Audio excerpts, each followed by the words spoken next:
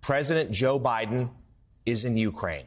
We can announce that he has made a secret trip to Kyiv just days ahead of the first anniversary of Russia's invasion of Ukraine. He had been scheduled to depart tonight from Washington to Poland.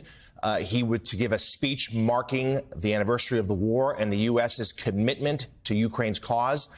But he made this trip days in advance. We are seeing now brand new images of President Biden in Kyiv with Ukrainian President Volodymyr Zelensky. The two presidents walked around downtown Kyiv, images appearing on social media, and then these here at Ukrainian government buildings. The President of the United States, again, has made a secret trip to Kyiv days ahead of the war. This is his first trip there since the conflict began. He was one of the last Western leaders to make this trip for obvious security reasons. That's why this trip was not announced until now. We are seeing images of the President of the United States in Poland, where he will be marking this President's Day. And let's go now to NBC News correspondent Josh Lederman, who is in Warsaw, Poland, with more. Josh, what can you tell us about this stunning trip? Well, Jonathan, obviously this has been a highly anticipated trip ever since the start of the war. Reporters, as we and others have been asking for really a full year now, when President Biden was going to be able to make this symbolically important visit to Kyiv. Today, as we are just a few days ahead of the one-year anniversary of the war, President Biden finally able to make that visit, leaving Washington under the cover of darkness. As you mentioned, he was not scheduled to leave until later, until this evening, and to arrive here in Poland. But obviously, any kind of a presidential visit like this to an active war zone has to be shrouded in complete secrecy. But the importance of this from a symbolic point of view, as we mark this one-year anniversary, cannot be overstated. If you think back to a year ago, Jonathan, when President Putin of Russia was predicting that Russia's military was going to be able to overtake the country of Ukraine in a matter of days, overtake the capital of Kyiv, which they set their sights on very early in the war. And here we are 1 year later. Not only has that not happened, but the President of the United States, perhaps the most protected person on the planet, is able to go to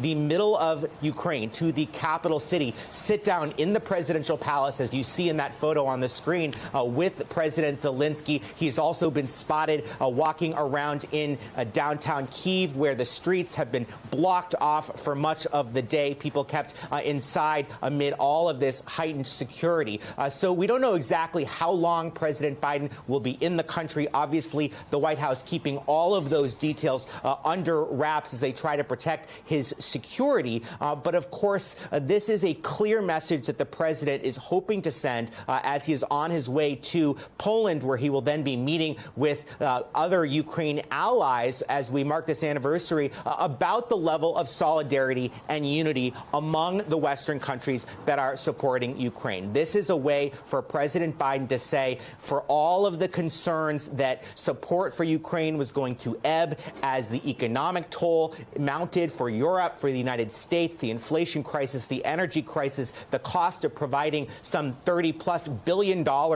in U.S. security assistance to Ukraine throughout the course of this war, for all of the concerns that that was going to create fatigue and that Western allies were no longer going to have the same appetite for supporting Ukraine. This is a clear attempt to show that that has not happened, that support today, as we near this anniversary, is even more solid than it has been ever before. And we expect during the course of the president's visit here to Europe that he will be able to announce further steps from the U.S. to support Ukraine. Our colleagues Courtney Kuby and Kara Lee have reported there may be additional U.S. economic assistance to Ukraine, potentially new announcements of military assistance, all of that wrapped in the diplomatic symbolism of the president going right to the heart of Kyiv, sitting down with President Zelensky in his own palace. You could see the president looks very calm there. He looks like he could be in any world capital around the world, but here he is in Kyiv,